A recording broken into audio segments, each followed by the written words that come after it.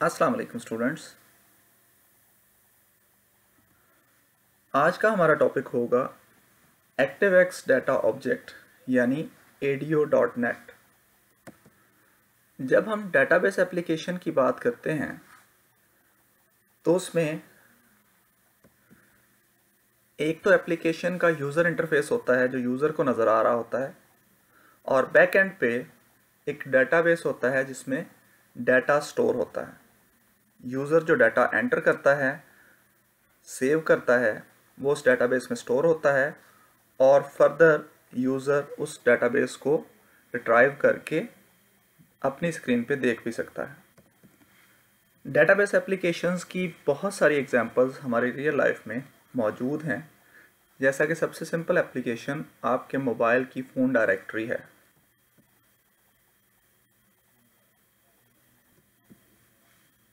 अपने मोबाइल की phone directory में जब आप एक नया कॉन्टैक्ट स्टोर करते हैं तो आप फ़ोन डायरेक्टरी के इंटरफेस को यूज़ करते हुए कॉन्टैक्ट डिटेल्स एंटर करते हैं और जब सेव के बटन पर क्लिक करते हैं तो वो कॉन्टैक्ट इन्फॉर्मेशन बैक एंड पे डेटाबेस के अंदर स्टोर हो जाती है।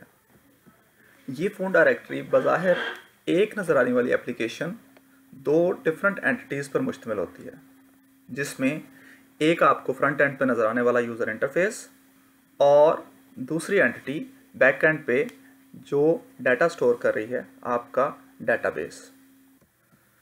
तो जब आप कोई डेटाबेस एप्लीकेशन डेवलप करते हैं तो आपको इन दोनों इंटरफेसेस के दरमियान कनेक्शन क्रिएट करवाना पड़ता है। तो बेसिकली आज जो हमारा टॉपिक है ADO.NET, ये बेसिकली एक टेक्नोलॉजी है जो कि आपके यूज़र इंटरफेस और डेटाबेस के दरमियान एक इंटरफेस है, जो कि इन सिंपल वर्ड्स कि इनकी आपस में कम्युनिकेशन करवाता है। यहाँ पर आपके सामने डेटाबेस एप्लीकेशन की एक सिंपल सी एग्जांपल मौजूद है, जिसके अंदर यहाँ पर यूज़र इंटरफेस दिखाया गया है, जिसमें 4 फील्ड्स दिखाई गई हैं जो यूज़र को नज़र आती हैं। इसके साथ साथ राइट साइड पे आपको ये डेटाबेस दिखाया गया है जहाँ पर डाटा स्टोर होता है। तो यूज़र जब इन फील्ड्स में डाटा एंटर करता है और उसको स्टोर करता है तो वो डाटा इस डेटाबेस में स्टोर किया जाता है। यहाँ पर आपके पास ADO.NET अवेलेबल है, जो कि बेसिकली इस इंटरफेस और इस डेटाबेस की आपस में कम्युनिकेशन करवाता है। ADO.NET एक टेक्नोलॉजी है जो कि डेटाबेस और यूज़र इंटरफेस या फ्रंट एंड के दरमियान वर्क करता है और इनकी आपस में कम्युनिकेशन करवाता है। आज के लेक्चर में हम ADO.NET का ओवरव्यू देखेंगे कि डेटाबेस के साथ किस तरह से कनेक्शन क्रिएट किया जाता है, उस पर कमांड्स या क्यूरीज कैसे एग्जीक्यूट करवाई जाती हैं, ADO.NET का प्रोवाइडर क्या होता है और ये प्रोवाइडर किस तरह से चूज़ किया जाता है, और इन सब को फिर हम प्रैक्टिकल एग्जांपल्स के साथ स्टडी करेंगे। ये ADO.NET का स्ट्रक्चर है।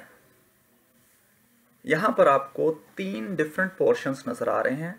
पहला पोर्शन ये ऊपर वाला रेक्टेंगल, जिसके अंदर VB, C#, J# और डिफरेंट लैंग्वेजेस मौजूद हैं। ये आपका फ्रंट एंड इंटरफेस है जो कि आपको पिछली स्क्रीन में ये यूज़र इंटरफेस की सूरत में नज़र आ रहा था। इसके बाद जो सेकंड रेक्टेंगल आपके पास है वो है ADO.NET, जो कि यहाँ पर हमें दरमियान में नज़र आ रहा था। और लास्ट पे हमारे पास ये डेटाबेस अवेलेबल है। हम देख रहे हैं कि स्ट्रक्चर ADO.NET का स्ट्रक्चर किस तरह का है। यहाँ पर हमारे पास ये वाला रेक्टेंगल जो है वो ADO.NET का रेक्टेंगल है, और इसमें देखते हैं कि इसके डिफरेंट कंपोनेंट्स कौन कौन से हैं और ये किस किस तरह से वर्क करता है। सबसे पहले यहाँ पर डाटा सेट अवेलेबल है। डाटा सेट को अगर डिफाइन किया जाए तो ये बेसिकली डेटाबेस की रिप्रेजेंटेशन होती है आपकी मेमोरी के अंदर, या इस तरह से कहा जा सकता है कि जब हम डेटाबेस से डाटा फेच करके अपनी मेमोरी में रखवा लेते हैं। तो मेमोरी का वो पोर्शन डाटा सेट कहलाता है जहाँ पर आपका वो डाटा पड़ा होता है और आप उसको एक्सेस कर सकते हैं। सो बेसिकली हमारा मोटिव क्या होगा कि डेटाबेस से डाटा रिट्राइव करवा के इस डाटा सेट में रखवाना और फर्दर इस डाटा सेट से डाटा लेकर यूज़र इंटरफेस पे प्रोवाइड करना। सो डाटा सेट हमारे ADO.NET का एक कंपोनेंट है। और उसके बाद डाटा अडाप्टर। डाटा अडाप्टर का बेसिकली काम ये है कि डेटाबेस से डाटा रीड करना और इस डाटा सेट के साथ डाटा को बाइंड करवाना या डाटा सेट को डाटा प्रोवाइड करना। तो डाटा अडाप्टर का काम क्या है? डेटाबेस से डाटा को रीड करना और डाटा सेट के साथ बाइंड करवा देना। ये सारा काम डाटा अडाप्टर परफॉर्म करता है।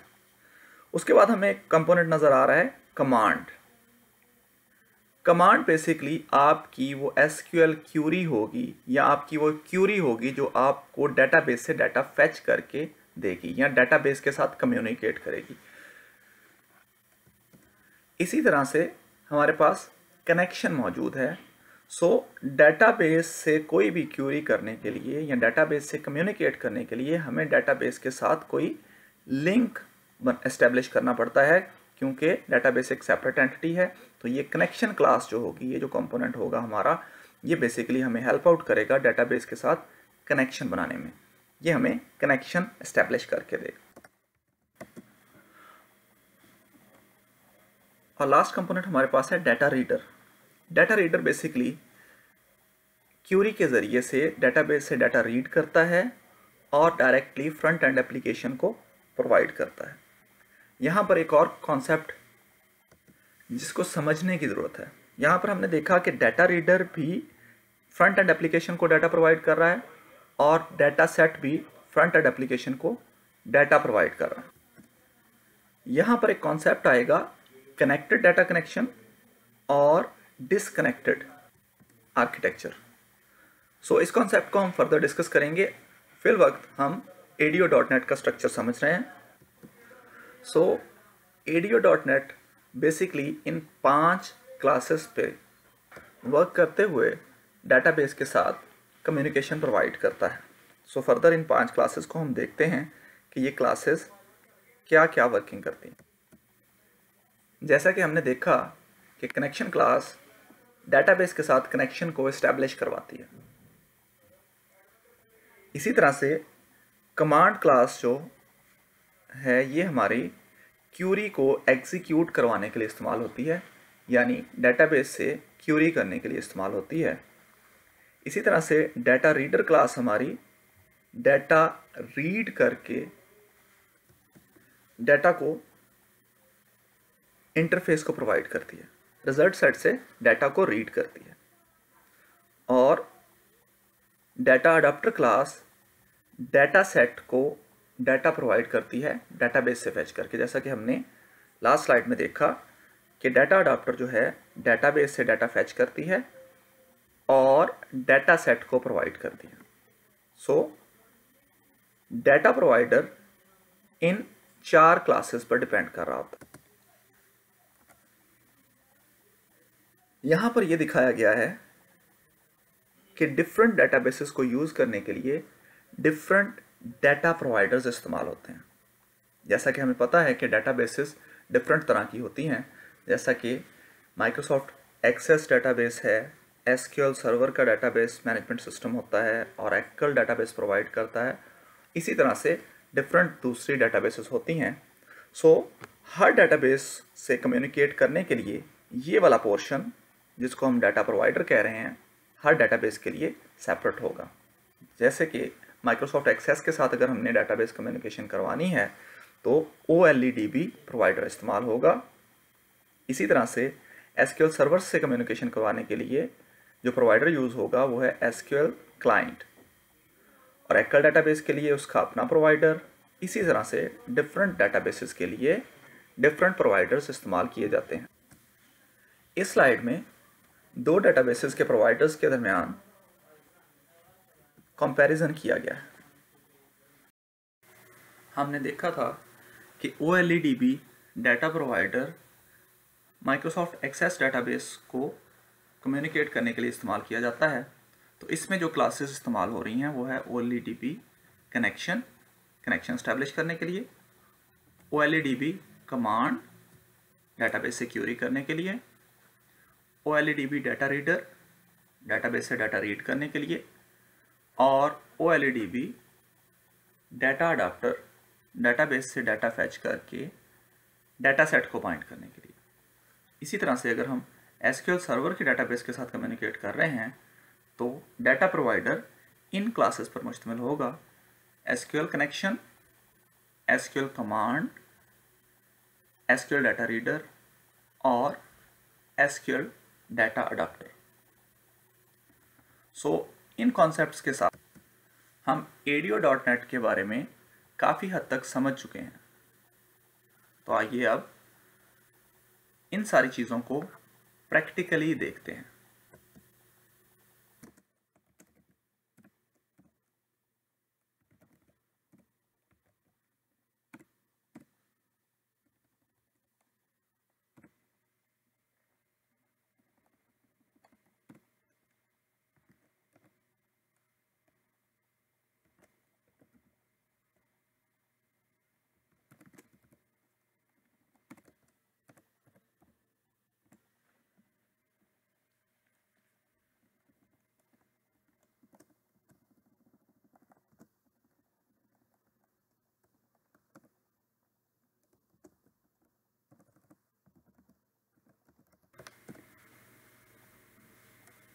किसी भी कनेक्शन को इस्टेब्लिश करने के लिए हमारे पास ये स्टेप्स यूज़ होंगे।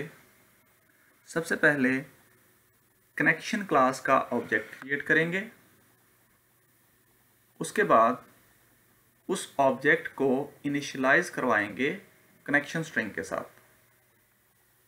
उसके बाद कनेक्शन ऑब्जेक्ट का ओपन प्रोसीजर कॉल करेंगे जिसके ज़रिए से हमारा कनेक्शन इस्टेब्लिश हो जाएगा, और कनेक्शन के साथ तमाम वर्किंग करने के बाद उस कनेक्शन के प्रोसीजर को क्लोज कर दिया जाए। सो डेटाबेस एप्लीकेशन डेवलप करने के लिए आपके पास फ्रंट एंड एप्लीकेशन होनी चाहिए और डेटाबेस होना चाहिए। सो फ्रंट एंड एप्लीकेशन हम C# में डेवलप करने जा रहे हैं और डेटाबेस हमारे पास SQL सर्वर में मौजूद है। आई होप कि SQL सर्वर में डेटाबेस क्रिएट करना आपको आता है, क्योंकि डेटाबेस का सब्जेक्ट आप लोग पढ़ चुके हैं। तो यहाँ पर मेरे पास SQL सर्वर का मैनेजमेंट स्टूडियो ओपन है और इसमें मैंने डेटाबेसेस में फार्मा के नाम से एक डेटाबेस क्रिएट कर लिया है जिसके अंदर डिफरेंट टेबल्स मौजूद हैं। अब इस डेटाबेस के साथ हम कम्युनिकेट करने की कोशिश करेंगे। अपनी एप्लीकेशन पे आते हैं। यहाँ पर मैंने डेटाबेस का सबसे पहले कनेक्शन इस्टेब्लिश करना है, तो मैं एक बटन यहाँ पर प्लेस करता हूँ। इस बटन को हम रीनेम कर देते हैं और इसके क्लिक इवेंट को रजिस्टर करते हैं। हम ये चाह रहे हैं कि जैसे ही हम इस बटन को क्लिक करें तो हमारा डेटाबेस के साथ कनेक्शन इस्टेब्लिश हो जाए। तो मैंने इसका क्लिक इवेंट रजिस्टर किया। जो स्टेप्स हमने देखे थे कनेक्शन इस्टेब्लिश करने के लिए, उसमें सबसे पहले था कि ऑब्जेक्ट क्रिएट करना है कनेक्शन क्लास का। आपको याद होगा कि SQL सर्वर के लिए हमारे पास जो प्रोवाइडर मौजूद था वो SQL क्लाइंट के नाम से मौजूद था। सो सबसे पहले इस प्रोवाइडर की क्लास को इंपोर्ट करेंगे। सो यहाँ पर और हमने इसका ये ऑब्जेक्ट क्रिएट कर लिया। ठीक है जी, जैसे कि हम नॉर्मली वेरिएबल डिक्लेयर करते हैं। सो इसी तरह से हमने ये कनेक्शन क्लास का एक ऑब्जेक्ट क्रिएट कर लिया। सो नेक्स्ट स्टेप हमारे पास था इस ऑब्जेक्ट को कनेक्शन स्ट्रिंग के साथ इनिशियलाइज करना। सो हम बटन के क्लिक इवेंट पर आते हैं और इस कनेक्शन के ऑब्जेक्ट को इनिशियलाइज करते हैं। इनिशियलाइज करना, फर्स्ट टाइम उसको कोई वैल्यू देना। सो मैं इसको SQL कनेक्शन का कंस्ट्रक्टर कॉल करके, सो हमने इसको कनेक्शन स्ट्रिंग से इनिशियलाइज करना था। कनेक्शन स्ट्रिंग बेसिकली एक ख़ास किस्म की स्ट्रिंग होती है जिसमें कि डेटाबेस के कनेक्शन के लिए तमाम इन्फॉर्मेशन मौजूद होती है, जैसा कि डेटाबेस के सर्वर का नाम क्या होगा, डेटाबेस का नाम क्या होगा, ऑथेंटिकेशन के क्या पैरामीटर्स होंगे। अब यहाँ पर क्वेश्चन ये कि ये कनेक्शन स्ट्रिंग कहाँ से आएगी। सो कनेक्शन स्ट्रिंग आप डिफरेंट वेज से जनरेट कर सकते हैं, जिनमें एक सिंपल तरीका ये है कि आपके पास सर्वर एक्सप्लोरर मौजूद है, इसके अंदर डाटा कनेक्शंस की ऑप्शन मौजूद है, इसके ऊपर आप राइट क्लिक करेंगे और ऐड कनेक्शन की ऑप्शन में जाएंगे। यहाँ पर सर्वर नेम आपसे रिक्वायर किया जा रहा है, सर्वर नेम इस लिस्ट में भी मौजूद होगा, या फिर आप मैनेजमेंट स्टूडियो की ऑप्शन में जाएंगे और यहाँ से कनेक्शन की ऑप्शन मौजूद है। यहाँ पर आपका सर्वर नेम अवेलेबल होता है, इसको आप कॉपी करें और यहाँ पर प्रोवाइड कर दें।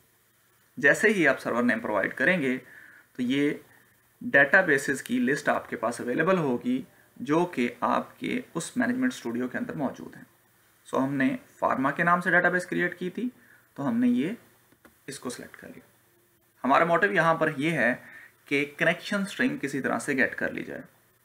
ये दो पैरामीटर्स प्रोवाइड करने के बाद हम एडवांस की ऑप्शन में जाएंगे और यहाँ पर हमारे पास ये कनेक्शन स्ट्रिंग ऑटोमेटिकली अवेलेबल है। इस कनेक्शन स्ट्रिंग को हम यहाँ से कॉपी कर लेंगे। इन ऑप्शंस की अब हमें ज़रूरत नहीं है, इनको हम कैंसिल कर देते हैं। यहाँ पर इस स्ट्रिंग को पेस्ट कर दिया जाएगा। बेसिकली हम कनेक्शन के ऑब्जेक्ट को इस स्ट्रिंग से इनिशियलाइज करवा रहे हैं। ठीक है जी।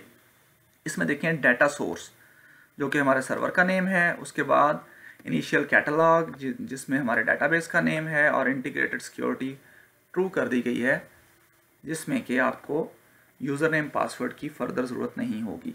अगर आपके डेटाबेस पर यूज़र नेम या कोई ऑथेंटिकेशन अप्लाई हुई है तो यहाँ पर फिर आपको इंटीग्रेटेड सिक्योरिटी की जगह यूज़र नेम और पासवर्ड के पैरामीटर्स पास करने होंगे। दो स्टेप्स हमने कंप्लीट कर लिए। कनेक्शन का ऑब्जेक्ट क्रिएट किया और उस कनेक्शन के ऑब्जेक्ट को इनिशियलाइज करवा दिया कनेक्शन स्ट्रिंग से। थर्ड स्टेप हमारा था इस कनेक्शन के ऑब्जेक्ट को ओपन करना। कनेक्शन के ऑब्जेक्ट के पास एक प्रोसीजर मौजूद है ओपन का, जिसको हम कॉल करते हैं तो हमारा कनेक्शन इस्टेब्लिश हो जाता है। ये चेक करने के लिए कि हमारा कनेक्शन सक्सेसफुली इस्टेब्लिश हो चुका है या नहीं, हम यहाँ पर एक मैसेज बॉक्स लिखते हैं।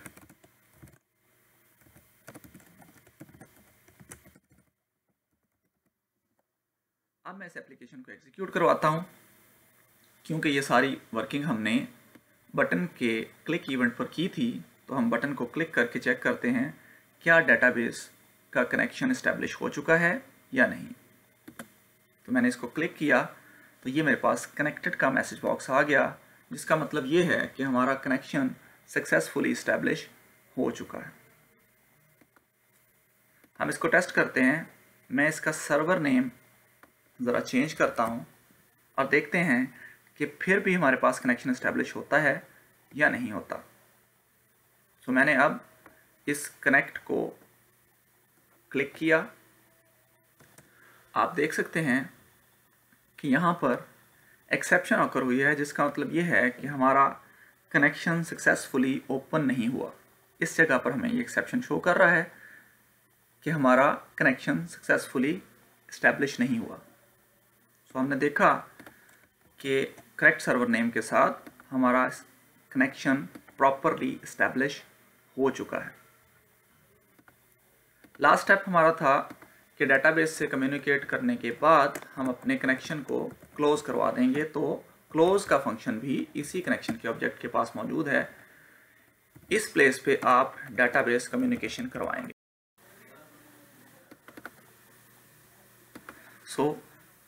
इस तरह से हमने सक्सेसफुली कनेक्शन को इस्टेब्लिश कर लिया। आज के लेक्चर को ज़रा रिव्यू करते हैं कि हमने किन किन चीज़ों को आज डिस्कस किया। हमने अपना लेक्चर स्टार्ट किया था ADO.NET के इंट्रोडक्शन से। हमने कहा था कि ADO.NET बेसिकली एक टेक्नोलॉजी है जो डेटाबेस और फ्रंट एंड एप्लीकेशन के दरमियान कम्युनिकेट करवाती है। उसके बाद हमने ADO.NET का स्ट्रक्चर देखा, जिसमें हमने ये देखा कि ADO.NET के अंदर 5 क्लासेस मौजूद हैं और फर्दर ADO.NET के अंदर इसका एक कंपोनेंट डाटा प्रोवाइडर है जो कि 5 डिफरेंट क्लासेस पर कंसिस्ट करता है। हमने देखा था कि डाटा सेट जो है ये डेटाबेस की मेमोरी रिप्रेजेंटेशन है, यानी डेटाबेस से जो डाटा फैच करके मेमोरी में रखा जाता है वो हमारा डाटा सेट होता है। डाटा अडाप्टर क्लास का काम है डेटाबेस से डाटा को फैच करना और डाटा सेट को बाइंड करना, यानी डाटा सेट को डाटा प्रोवाइड करना। इसी तरह से हमारे पास कमांड क्लास थी जिसका काम ये है कि डेटाबेस से क्यूरी करना या क्यूरी को एग्जीक्यूट करवाना। कनेक्शन क्लास हमारे पास थी डेटाबेस से कनेक्शन एस्टेब्लिश करने के लिए, और डाटा रीडर क्लास डेटाबेस से डाटा रीड करके फ्रंट एंड एप्लीकेशन को प्रोवाइड करने के लिए। हमने देखा था कि डाटा प्रोवाइडर डिफरेंट डेटाबेसेस के लिए डिफरेंट होते हैं। जैसा कि हमने देखा कि MS Access के लिए OLEDB data provider, SQL server के लिए SQL क्लाइंट डाटा प्रोवाइडर जो कि अभी हमने इस्तेमाल किया। इसी तरह से फर्दर डिफरेंट डाटा प्रोवाइडर्स हमारे पास मौजूद हैं। सो डिफरेंट डेटाबेसेस को इस्तेमाल करने के लिए स्पेसिफिकली उसका अपना डाटा प्रोवाइडर इस्तेमाल किया जाएगा। डाटा प्रोवाइडर बेसिकली कंसिस्ट कर रहा है इन 4 क्लासेस पर। कनेक्शन क्लास जो कि डाटाबेस के साथ कनेक्शन एस्टेब्लिश करती है, कमांड क्लास जो कि क्यूरी एग्जीक्यूट करवाती है, डाटा रीडर क्लास जो कि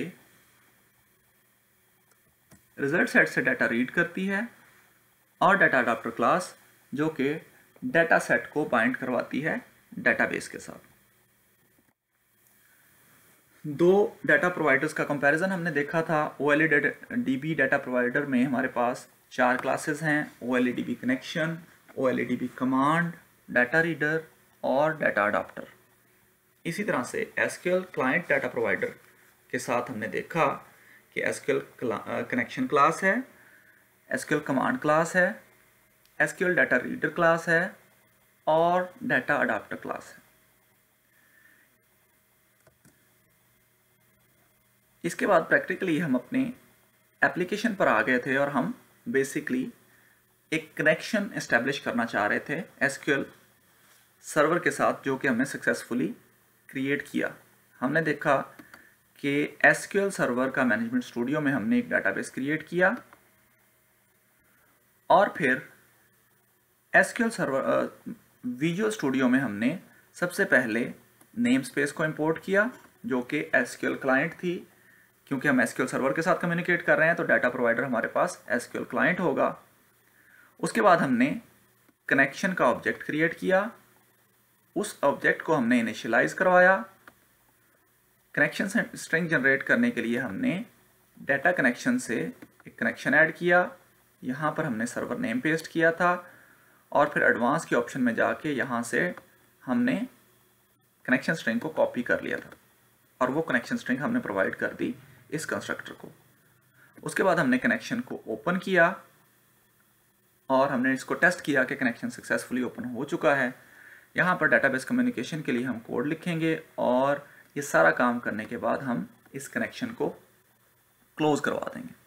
सो आज हमने ADO.NET के थ्रू डाटाबेस के साथ कनेक्शन एस्टेब्लिश करना सीखा। इंशाल्लाह फर्दर लेक्चर्स में हम इस कनेक्शन के थ्रू डाटाबेस के साथ कम्युनिकेशन सीखेंगे। तब तक के लिए आप इसको प्रैक्टिस करें, डिफरेंट डेटाबेसेस के साथ कनेक्शन एस्टेब्लिश करने की कोशिश करें ताकि आपकी एक्सपर्टीज़ कनेक्शन एस्टेब्लिश करने में फ्रीक्वेंट हो जाए। अल्लाह हाफिज़।